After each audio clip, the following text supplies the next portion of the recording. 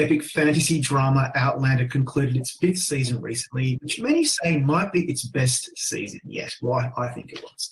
I'm Rob Lucari, Senior Editor at Gold Derby. I'm here with star Caitriona Balfe. Caitriona, I'm going to cut to the chase. You were completely devastating in the harrowing season finale as Claire is kidnapped, repeatedly beaten and raped, and it was really, really hard to watch it. I'm wondering, given that I believe it was one of your best performances today, how did you feel how it turned out? Were you proud of it? Yeah, I mean, it's strange material to sort of be proud of, but I know that we just worked really hard on trying to make it a really strong episode. I mean, you know, Jamie Payne, who was the director, was just such an amazing collaborator over this episode. We worked so hard on the script, trying to get it to, you know, trying to do something interesting and yet be super respectful to the subject matter, and be respectful to Claire as a character. Obviously, it's a very tough watch for people, but I think we found a way to highlight something that is not only maybe educational and in some way, I think, helpful, I hope, to people who have experienced trauma of that aspect, but I think also cinematically, I think we found a really interesting way to tell the story. And, you know, it was lovely to be a part of that process, both as an actor and sort of as a producer as well. I'm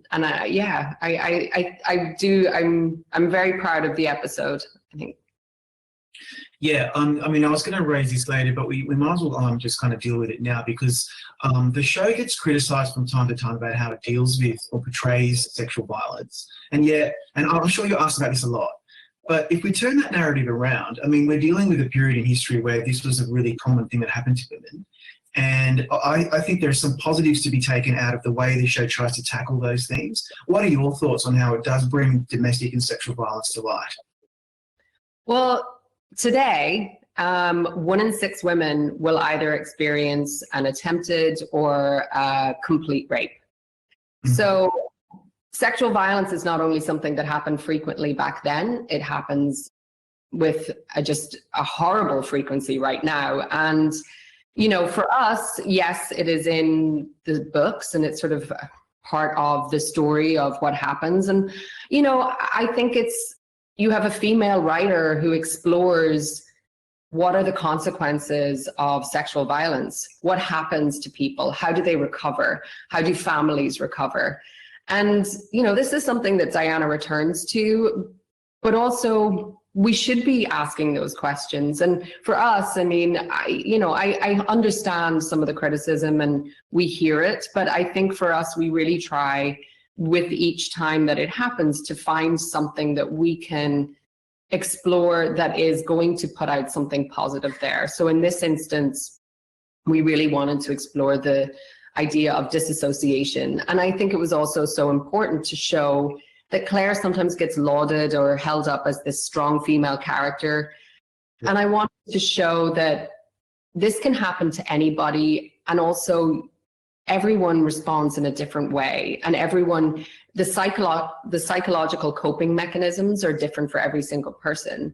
And, you know, I do think that we found an interesting way to portray this. And, you know, we worked very hard. Jamie Payne worked so hard in terms of how you film it, about not giving any agency to the attackers and making this Claire's story and Claire's journey. And I do think it's unfortunate that it exists so prevalently in society, but as storytellers, we reflect that. And, you know, I think if you're going to have a conversation or if you're going to show sexual violence, then you need to take a point of view. And I think that that's something that we try to do.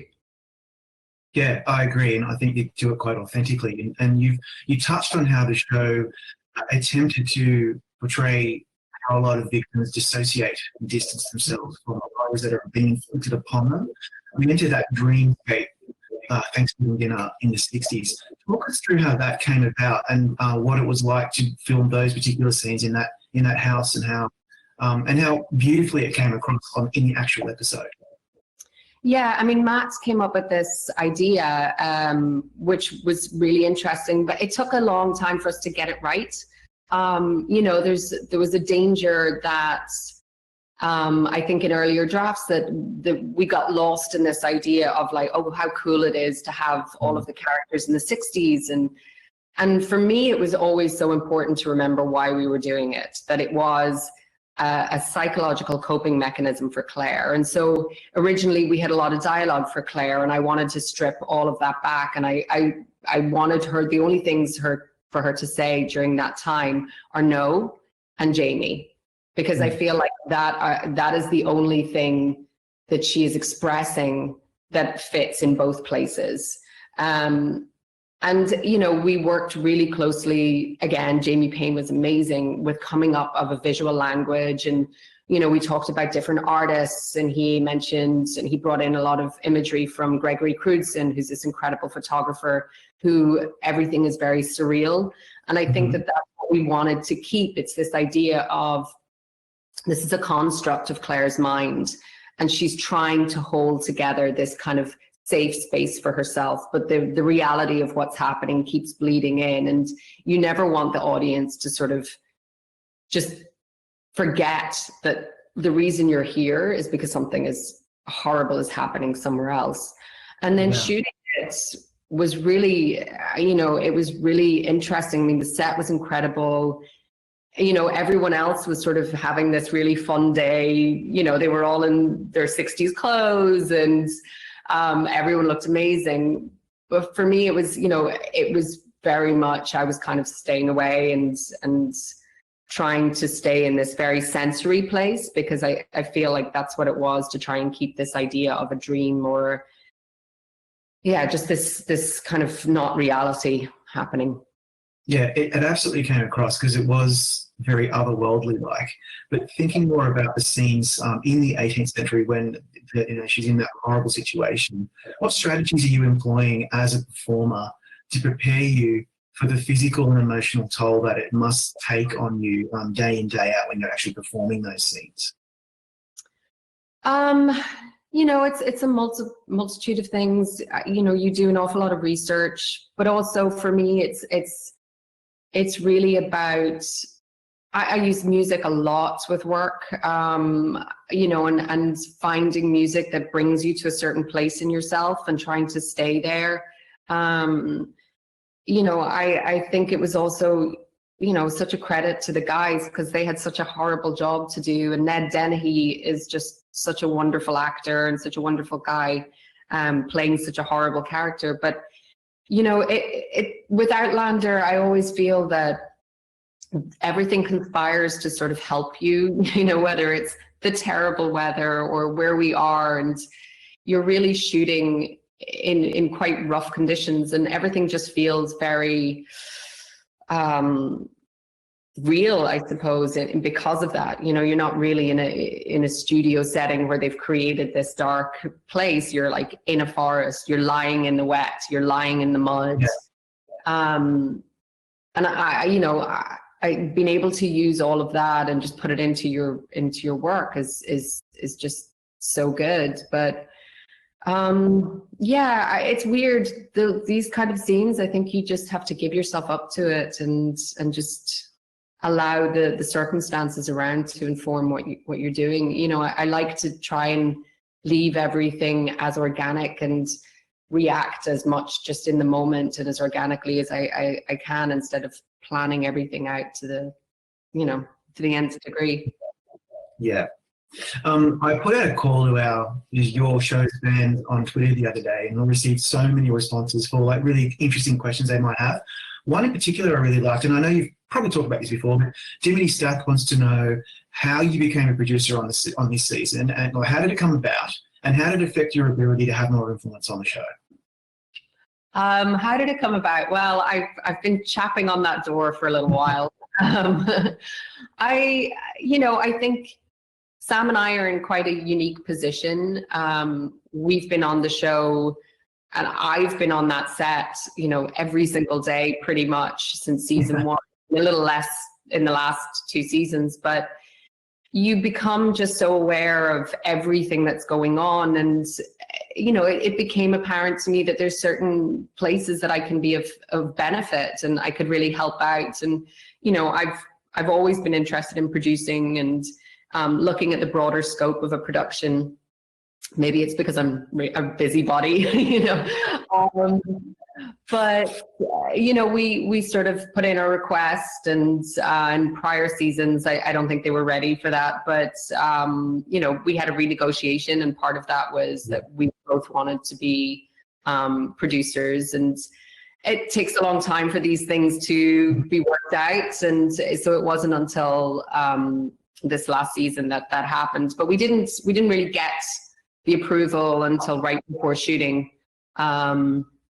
So, you know, earlier on, I think we didn't have as much influence, but definitely towards the end of the season, in terms of really working the scripts, really, we were there, and we had a lot of new writers and a lot of new producers this season. And Matt and Marilyn, obviously the writer's room is in LA. So, you know, I think we were really helpful being on the ground and being able to sort of walk people who are kind of newer to the show through what's the core of our show, and really trying to retain the essence that we believe that we might have slightly lost a little in season 4.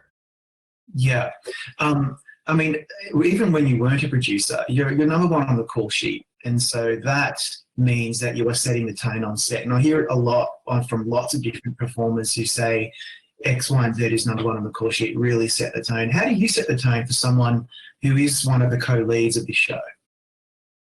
Well, I think both Sam and I really have strived from the very beginning that we have a very friendly, open, respectful set. You know, every single person who comes onto that, no matter if it's a day player who has one line or, you know, somebody who's a supporting artist, an SA, everyone contributes. And unless every single person is working at their best, then none of us are. And, you know, I think we really try and make everybody as welcome as possible, and also just set the tone by showing up, being prepared, being on time. You know, there's no room for divas or big egos on our set. And I think we, you know, that's also a very British way of working. You know, a lot of British actors, no matter who they are, they do a bit of everything. You know, they're doing huge movies, but they're also doing radio, and it's really about the work. And that's what I love about shooting here. You know, there's no real, there's no stars throwing their weight around. You know, it's very much everyone gets all hands in on deck. And I love that about it. So what about looking ahead? Vanessa, one of your other fans, wants to know whether you plan on directing any episodes coming up. Is that on the horizon for you? I mean, I would love to. Again, that's a door I'm chipping on, so we'll see. Fingers crossed.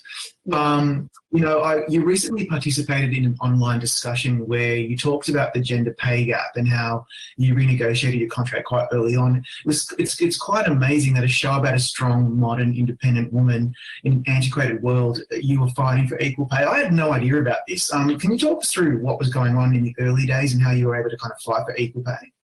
Well, I think it's more, I was a really unknown actress when I started, and, you know, there is a system that when you start, you come in at the ground level, and, you know, it's usually based on, had you tested for things before? Had you been on shows before? I'd never done TV. So, you know, that was the way the system was. I think it's changing. I think people are learning that, you know, that this doesn't quite fly in 2020 or whatever year we're in, but it's, you know, pay parity across the board. You know, it's not just actors. You have to look at, and what I am always interested in is, you know, you look at the crews and different departments and crews. Hair, makeup and costume, which are predominantly female-led departments, are paid far less than some of the more traditionally male-led departments. And, you know, it's, why does this happen? Why are we still having these fights? So, you know, I think it's something that's changing, and we all have to sort of keep trying to break those glass ceilings and get things changed. Agreed. Another thing that occurred to me over the years that you've become more well known for your role in Outlander is your charity work and your ability to kind of use your platform as a well-known person to kind of fight for the, the underprivileged. Can you talk us through how much that's meant to you over the last couple of years as you've tried to make like a difference in that sphere?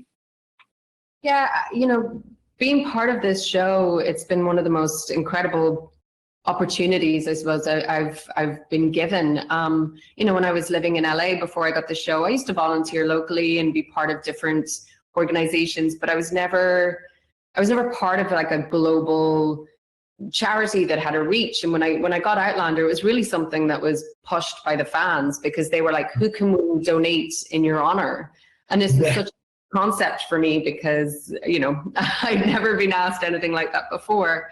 And, it was amazing that I was able to form this partnership with World Child Cancer, which are an incredible charity, and they do the most amazing work across the world. And it's just been something that's been really amazing. It gets me to be able to pay my fortune forward. I'm part now of a community. I get to connect with the fans in a really special way, and they are so generous and so invested. And it's just been one of the real beauties of being in my position and being on a show like this. Can we briefly talk about the flip side? Because I know Sam recently spoke out about the incessant bullying and negativity that happens online, and you understandably and promptly voiced your support for him defiantly, which is great to see, the two of you banding together like that. What's it like to deal with so much incessant negativity as a famous person on social media? I mean, what do you do, or what do you employ? What strategies do you employ to deal with that? Well, I would say that it's not incessant negativity. I do think it's a very small group of people. And, for the most part, you can ignore it. For the most part, it's, we all, I think, are our own worst enemies sometimes, and read comments when we really shouldn't. I don't really need to know what other people think of me. The people who I know and love, and who know me and love me, it's important what they think of me, and they think I'm doing the right thing in my life. But strangers who make assumptions on things they really don't know about, it's not that important for me to know this. But inevitably at some point you come across it or you see it, and it can be hurtful. And I dealt with bullies when I was a kid. I didn't think I would have to deal with this again, and in my later years. But I think trying to keep it in perspective, trying to remember that it's a small faction of people, and also just realizing that it's probably coming from a place of hurt for them, that this is something that we are in public, so that they're using us in some way to work out something that's actually very sad and very hurt within them. And if I try and approach it from that side, then I know it's really not about me. But it's when it affects, my husband or people in our lives, well, then you get a little bit like, so, occasionally you might zip back, but I try to not. Yeah, and just have the self-control that is required. So much about the show, we've spoke about this before, is the interaction between you and co-star Sam.